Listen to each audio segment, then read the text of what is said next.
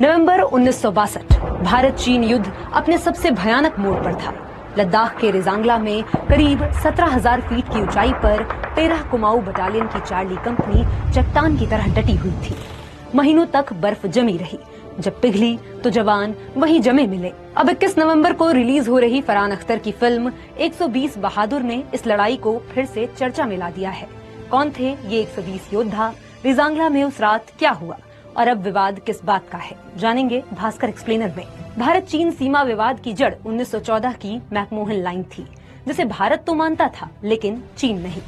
1950 में तिब्बत पर चीन के कब्जे का भारत ने विरोध नहीं किया और नेहरू सरकार हिंदी चीनी भाई भाई की नीति पर कायम रही। 1959 में दलाई लामा भारत आए तो चीन भड़क उठा और अरुणाचल व लद्दाख में घुसपैठ बढ़ गई। भारत ने फॉरवर्ड पॉलिसी अपनाकर सीमा के पास चौकियां बनाई। इन्हीं में से एक थी 16,000 फीट पर बनी रेजांगला पोस्ट, जहां तापमान -30 डिग्री सेल्सियस तक गिरता। 29 सितंबर 1962 को 13 कुमाऊं बटालियन को यहां तैनाती मिली। चार्ली कंपनी के कमांडर थे मेजर शैतान सिंह भाटी और उनके ज्यादातर जवान उत्तर प्रदेश, हरियाणा, राजस्थान और पंजाब से थे। लद्दाख की सर्दी ने उन्हें जल्द ही तोड़ दिया। ढंग के कपड़े नहीं, खाना पत्थर जैसा जम जाता।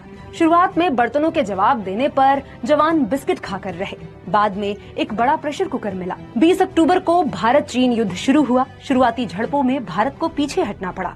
चीन ने तवांग, बोमडिला और गलवान जैसी चौकियां कब्जा ली। नेवल मैक्सवेल अपनी किताब इंडियाज चाइना वॉर में लिखते हैं, पहले हफ्तों तक प्रधानमंत्री नेहरू को विश्वास था कि चीन भाईचारे को नहीं तोड़ेगा, लेकिन जैसे जैसे पोस्ट गिरती गईं, उन्हें गहरा धक्का लगा। इधर लद्दाख में चुशूल ही एकमात्र इलाका बचा था जिस पर अभी तक तिरंगा लहरा रहा था। इसी को बचाने की जिम्मेदारी चार्ली कंपनी पर थी। रेजांगला पास पर 13 कुमाऊं बटालियन तैयारियों में जुट गई। बोरे मंगवाए गए जिनमें कंक्रीट भरकर बंकर बनाए गए। रेजांगला में भारतीयों के पास ऊंचाई का फायदा था, 18,300 फीट। चीन नीचे 16,000 फीट से आ रहा था।